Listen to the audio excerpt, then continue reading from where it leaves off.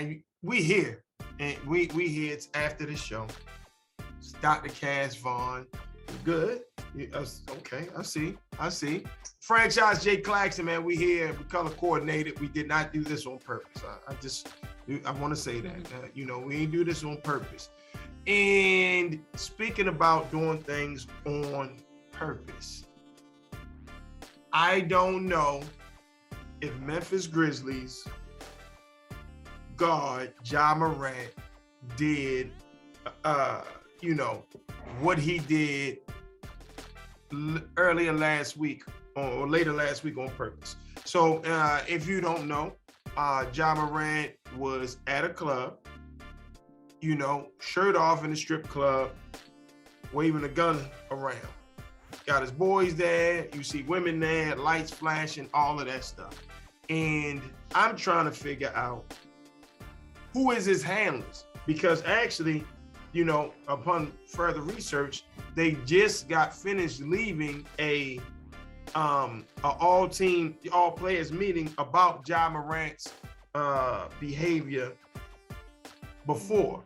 He punched somebody in the face at his own house. He had an issue with his boys with trying to pull out a gun at one of the players.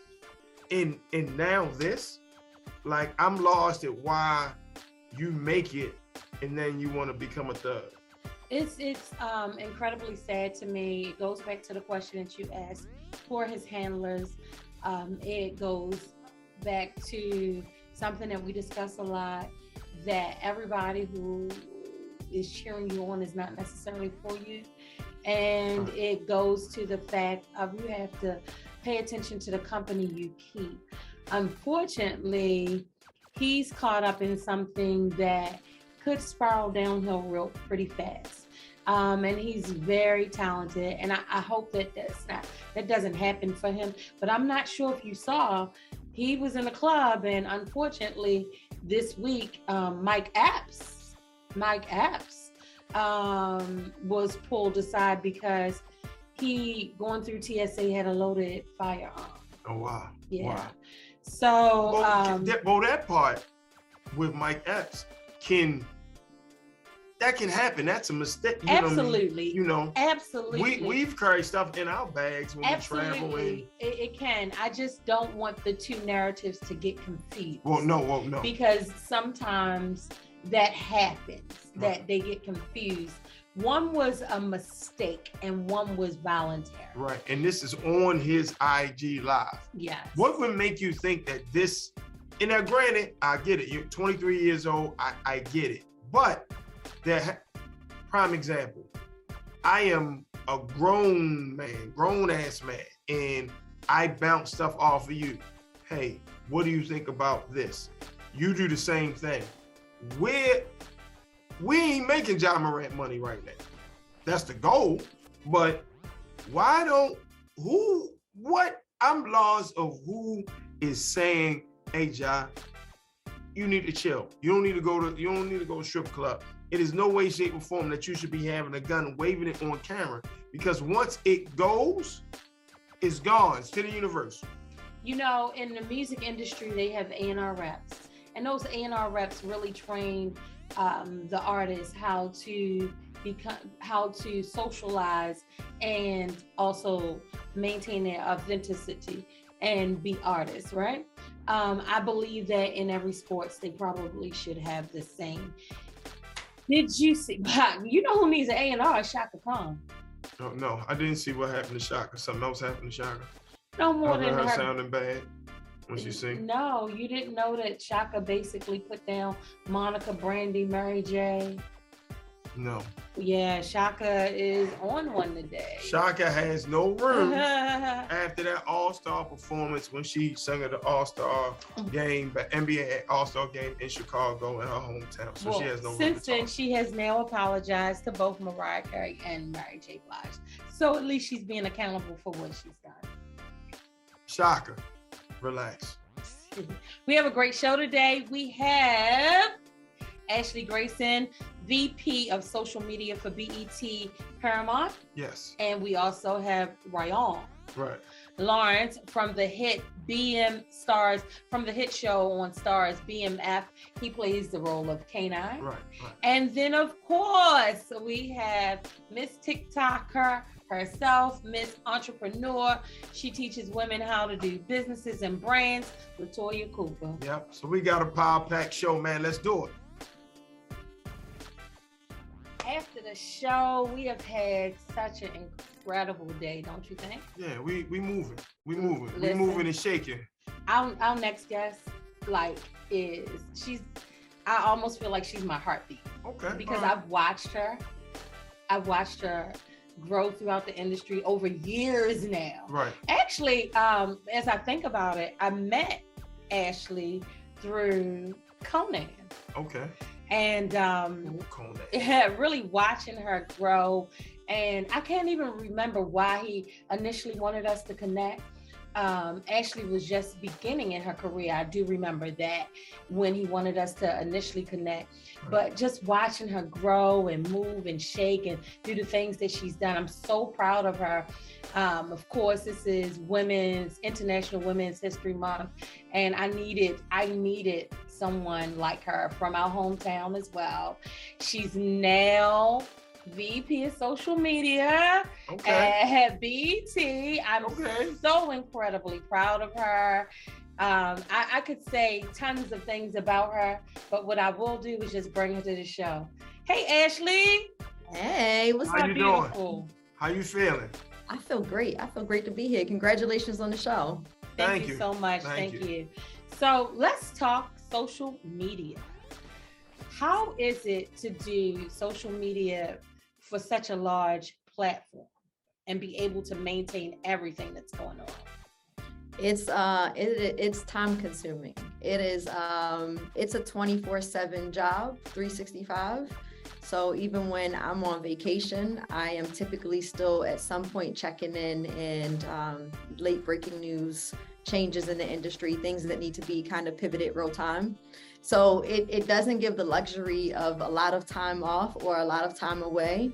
But it's certainly an exciting time for myself and an exciting time for BET because we're kind of entering that space where social is the tip and spear of marketing, of brands, of any communication that you want to have. People are typically going to go to social to see what is being said from that brand there. So it's a big task. It's a big feat. It's a lot of pressure. But I think that once you get into that rhythm and you get into that stride and you feel confident about the voice that you own in terms of on behalf of the brand, you really let the content meet the culture where it is. And then you let the community kind of inform how you show up daily. Oh, I love that. I love that. What are some tips that you would give up and coming creators or content producers onto how to maintain their social media and what actually makes the algorithms go? So it's funny, the algorithm, it's a really complicated thing. Really vague in the sense of when we speak about it, no one really knows what it means in terms of general audience. But there are a lot of simple things that I think most content creators can kind of take heed to. One, I think we see in a general perspective, right? Do what feels good. Keep doing it if it's working, because a lot of times you bring in someone like me who's on the corporate side and I might have to tweak it and alter it, right? What is already organically working. So if it's organically working, I think you keep tapping into it. I think you also look at other social pages and you'll kind of get like a direction of like what's not working, why it's not working. The algorithm in particular, and it was one thing that you and I connected on, right? They've already told us that 9x16s on certain platforms are what's going to thrive and perform. So if you were creating, let's say a landscape, if you were posting landscape creative, I will automatically say pivot it and cut it differently, because they're already telling you, the platforms are already telling you that they will reward you based on how you cut the content, knowing that it's native for that platform. So those are like some quick tips that I think would help content creators go even further and get a lot more exposure quickly. So let me ask you something, because I want to go back to something you said. Being as though you deal with this large corporate conglomerate, and sometimes you deal with people that are already kind of moving. How are you able, sometimes I notice with large corporations, they lose the pulse of the people and touching the people and how that really moves, how are you able to kind of like maneuver and navigate where even though you're corporate, you're still able to deal with the pulse of like the people or the common man, so to say? That's the trick to it, right? It's like when I think about artists back in the day who were making CDs and selling them out the trunk, they had the right formula. They just needed a machine behind them to make it go further. I think that from a big brand perspective, part of my job is it's not diluting the culture and it's not diluting what we know works. And that typically comes from our community and our culture. Like we know we're the pulse of it. They're telling us what's working. They're telling us what's hot. On my side, the thing that kind of holds me up the most is legal restrictions, right? So even like celebrities that I have, they have to sign off on everything. We look at like old school BET clips, 106 in Park. It seems like it's something that we can just drop. We can't. We actually have to get talent and directors to sign off on all of that stuff. So it's difficult on my side to kind of break certain rules, as opposed to when social first started, I was out here doing whatever I wanted to do. And now it's a lot difficult just given rights and restrictions. But I do think my job is, and earlier this year, I launched this project called Project Nano Micro with TikTok creators. And it's really me like being glued to the streets and connected to the streets and say, yo, this person is popping. Come over here to BET, create some original content for us. Let me give you an avenue that doesn't completely dilute what you're trying to do and it still keeps your voice and protects it. But also now we start to teach you how content is then built with a brand in mind. There's a little bit more restrictions of things I can say, I can't say, I can't do kind of things. So I think it works hand in hand where you kind of help me with original content, but I also start to help content creators think about, well, what happens when you become a brand ambassador? So BET was kind of built on music, right? Absolutely. Are we ever bringing back, or does it make sense to bring back 106 in Park, Rap City, that sort of the late night show when you got to see Nelly video where, we almost said, the girls out. Like, are we ever going to get that kind of energy again? So first of all, we're celebrating 50 years of hip hop this year. So a lot of this year across BET Awards, Hip Hop Awards, you're going to see a lot of those things that are nostalgic to us that we love. We're going to bring it back. We'll see how it lands. I think it's going to be an incredible year for us. So yes, to some of that content we'll see kind of resurface this year. The other thing is, the funny thing about music videos is if we brought 106 in Park, we have to reimagine what 106 in Park looks like in this day and time, because most of the young folks aren't watching music videos, right? Or we would get like an album or a CD and we read the credits. I want to know who was on what song and who did what. They don't do that anymore, right? So I think there is hope for a 106 in Park. We just have to reimagine what that looks like with the current landscape. Gen Z isn't necessarily thinking about music videos. Right, and then they're thinking about the A and the B side. Right. Ashley, thank you so much for everything that you've done for our culture. Thank you for just being an incredible human being. We are so proud of you. After the show, we congratulate you on everything that you're doing for BET and social media. And for all things Ashley Grayson, you can follow her here. Man, we're here after the show. Great show today, great energy.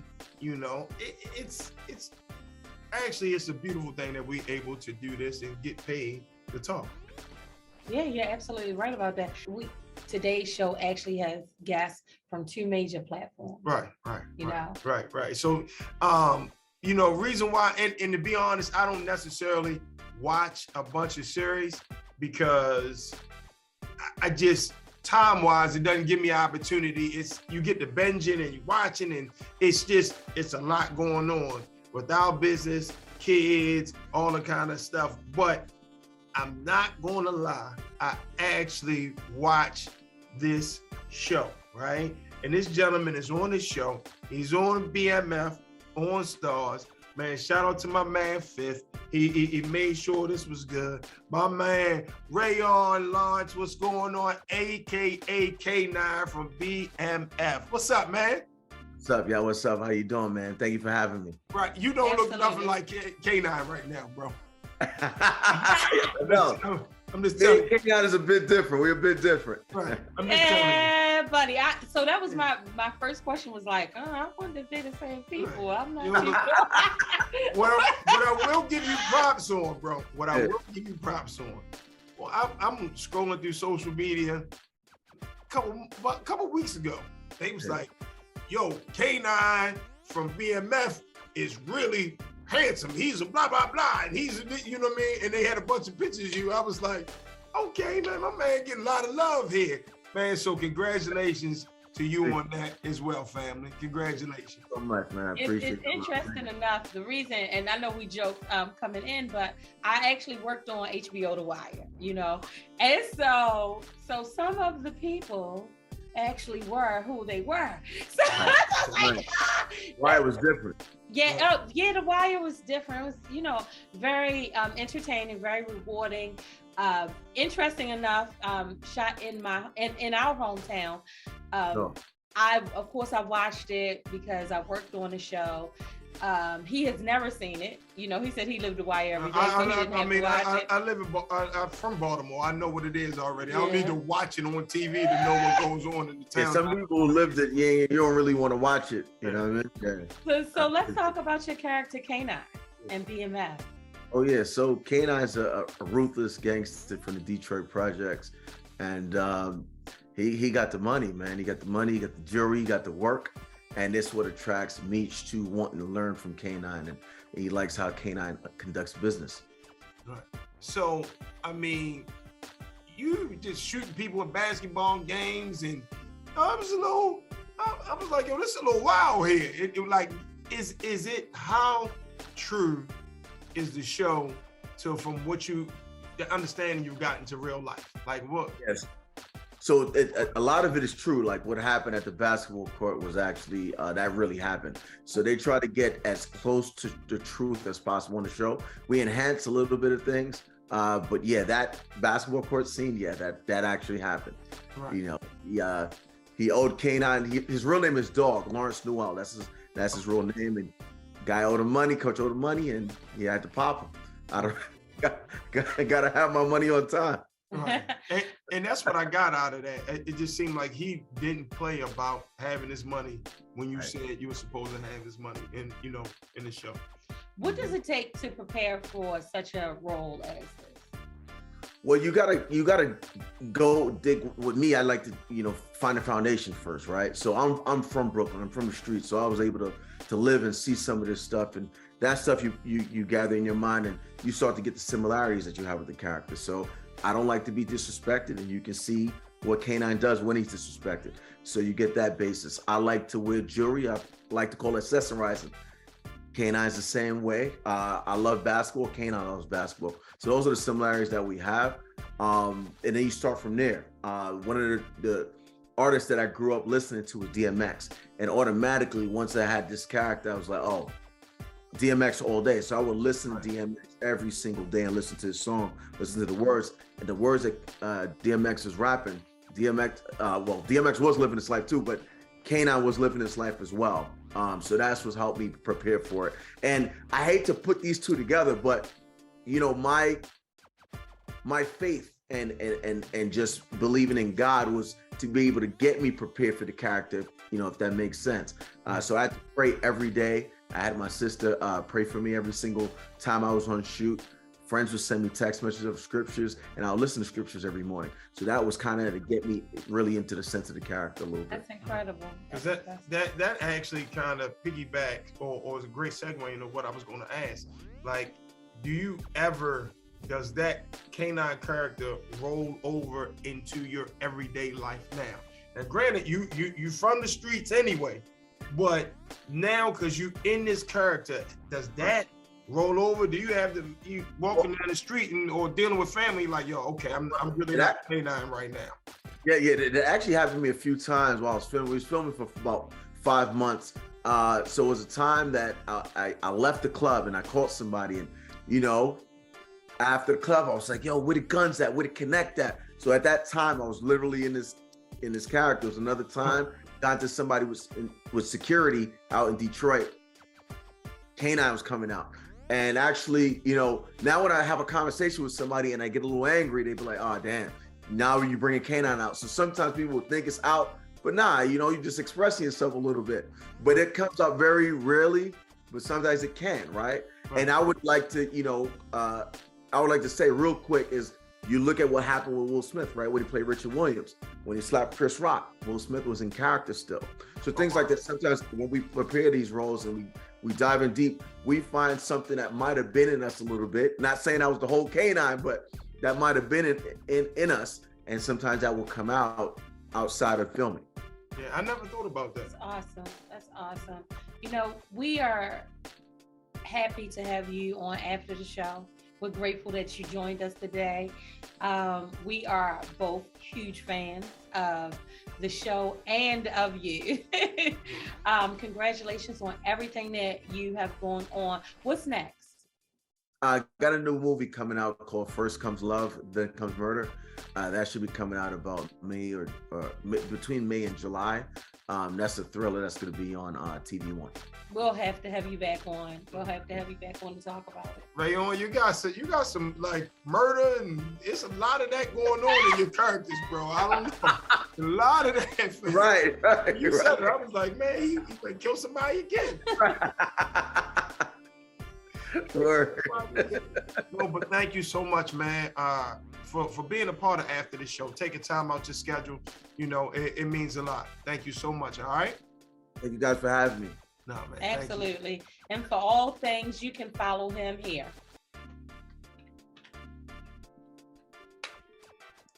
And we're here on After the Show, having a great show, as a matter of fact. Great artists. It's just a lot of love and great energy. You know what I mean? A lot of love and great energy right here on After the Show. I'm sorry, I'm laughing because when you said that, immediately in my head, remember that I can't even think about what sitcom it was, but immediately I was like, what the world needs now? I can't, what was it in? Is love, sweet That's a movie. It was a movie? I gotta be. I'm sorry. Yeah, I apologize. You went left field. You really went left field. Because I'm listening to you and I don't know why that hit me in the You ear. really went left field. But we have this amazing young lady that we bring on After the Show right now. Author, you know, teacher. She's a TikToker. Right, but she teaches you how to maneuver, which I need to know because I am so not a TikTok guy.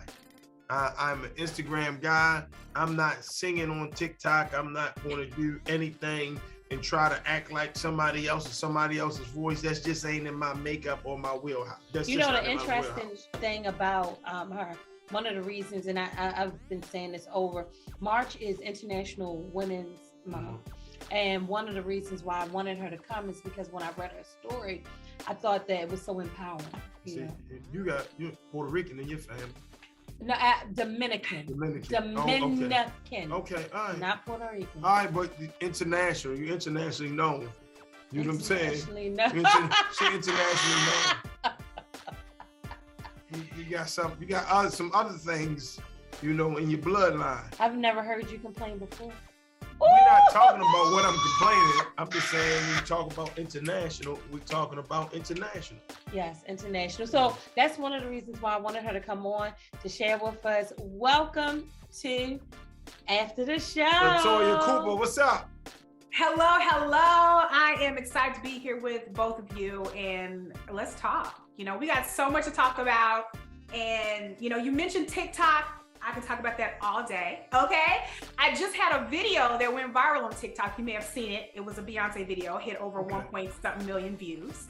Okay. And we were talking about branding in that video, and it really stretched a lot of people's thoughts and opinions and learning around what branding is and all that good stuff, so. Okay, so I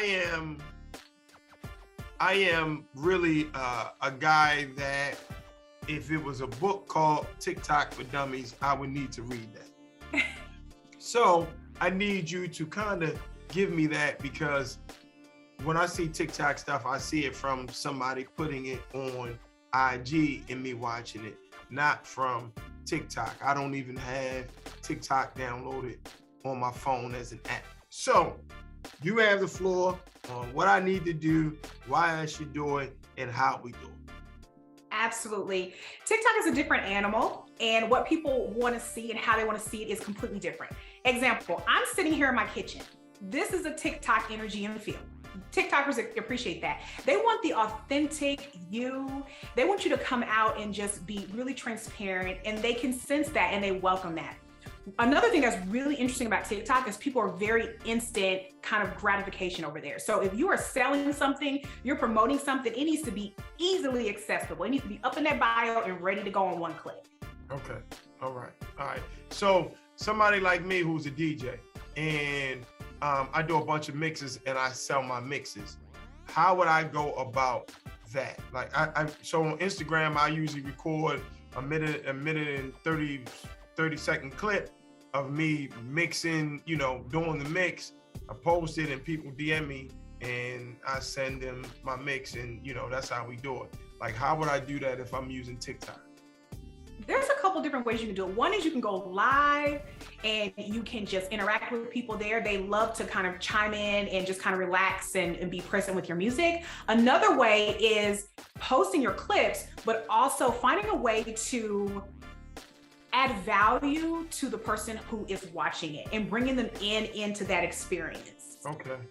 All right. Well, how do I do? I told you this is TikTok for dummies. I'm telling you, I'm sorry. And baby, I'm sorry because I'm just taking over the interview. But like, how do I do that? How do you actually bring people in? Bring them in, because I didn't even know that it was a go live feature on TikTok. Yes, there's a go live. And the great thing about the live features on TikTok, and you know what, I am a TikTok partner, so promote TikTok, but I had a chance to be a part of their programs and things, but the go live is actually part of the feed. So when you go live, they're not only seeing your videos, they're seeing your live feed as well. So anybody from all over the world can jump into your lives at any moment of the day. And lives are very active, and you can have subscribers who are subscribing to your lives. And really you have regulars. Like right before this interview, I was on live on TikTok. I'm live every Tuesday at 11:30 a.m. And I have my regulars who come in who want to talk. They ask questions about building a business and brand. And one of the reasons why I got into learning and teaching people more about TikTok is because I work with women building businesses and brands. And part of being successful in that is understanding how to maneuver social media successfully. Right. Let's talk about your first book, since you was talking about women, and you said that when we talked off camera, you were talking about part of the reason that you did this was, just to protect women in the industry, in the music industry. So let's talk about the book that you already have out. We know you're working on another one, but what you already have out right now. Right. My first book is called Simple Methods, Smart Decisions, and I would not be a real entrepreneur if I did not have a copy on hand. All right. So this book, I already had the idea in mind that I wanted to write like a safety resource for women who were maneuvering music and entering into the music industry, because of just based around conversations that I had with mutuals as we were being professional artists. But then when I saw like the whole Megan Thee Stallion situation, it really propelled me to actually sit down and finish the book. Okay. And I'm like, hey, there are young girls who are needing this conversation from beginning to end, and sharing our stories and just sharing our experiences and creating a safe place to just to maneuver. Right, got you. So the book that you're writing now that's coming up next is? Yes, it is called Are You Ready to Piss Someone Off Today? Oh, wow. Yes, let me tell you, and this book is for women as well, because when we're building businesses and brands on social media, one of the biggest fears that women have is hurting people's feelings, and it holds us back from actually growing our business. It takes us longer. And this is a big situation that I work with helping my clients overcome. Right? So we're getting clear about their customer, and they're going out and they say, I want to talk to my customer, but I'm afraid I'm going to upset this person or this person. Honey, no, we don't care about, we need you to focus on that customer, and just helping women overcome that so they can succeed at faster rates. That really is something that I feel like women deal with a lot. And no matter what industry it is, because we always are expected to be the soft, quiet ones. And sometimes we are looked at derogatory when we have to stand up and be strong.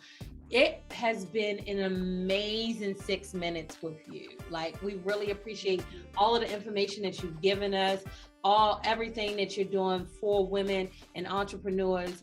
For more information about LaToya Cooper, you can follow her here. Love Business Online. I'll go. So, you even when conversations are hard, you still, and I know we've talked about this before, but and even though I'm giving you this food, I'm not perfect at it at all. You know, we all working our works in progress. You know, sometimes things happen for you to get lessons, and you're supposed to get lessons out of everything. So it's a thing of, you got to be transparent in your relationship to be able to know that you know that you didn't necessarily do things the way you were supposed to, and you got to know that communication is key. And we do all fall short sometimes. No excuse, but it does happen, and you know, you have to be accountable for the things and you know, the things you do and how you move, because at the end of the day, you do have somebody else to be accountable for. So in accountability, does that come with apologizing? Does that come with does that come with recognizing pain, and does that, what does accountability look like? Accountability is, hey, you know what, I probably should have did this different. You know, even if you felt a certain way, you know, it's all about doing things in a way that does not make your partner, you know, feel a certain type of way. So that's my loving business on Lockspit. Food for thought, man. Franchise J. Claxton, this here to give you the food. And what I can say is, regardless of what we do, I always have to make sure that we are good, right? We got to make sure we are good. We're responsible to make sure that we are good. You know, you can't really make sure anybody else is good if you're not good. So you do need to make sure that you are good. Do the things necessary to make sure that you're good. Whatever they may be, you do have to make sure that you are good, because if you are not good, again, you cannot really make sure that anybody else is good. There's a way you do it. Figure it out. But you have to make sure that you are good. It's nobody else's responsibility to make sure that you are good but you. So do what you got to do, and do it the right way. Do it correctly to make sure that you are good. Short food for thought, but that's what it is. Food for thought, Franchise J. Claxton. It was a great show. Okay. A lot of information, a lot of great guests, just great guests. And I love what LaToya Cooper was talking about TikTok, because we don't TikTok, you know what I mean? K9 from BMF, great. And then your folks from Baltimore, president of what? Vice President of Social Media for BET, okay. Ashley Grayson. Yes. So yeah, we had an incredible show. And, you know, I want to, normally we end the show with, hey, we had a great show, till next week, boom, boom, boom. Today, I would like to end a little bit different. I want to end by saying this simple. No matter what's going on in life, always remember to fight through it. Always remember that someone else is going through something as well. And always be mindful of those that you have around you. And always staying strong and staying 10 toes down and staying hard for those who care about you. After the show, y'all take care. We see you.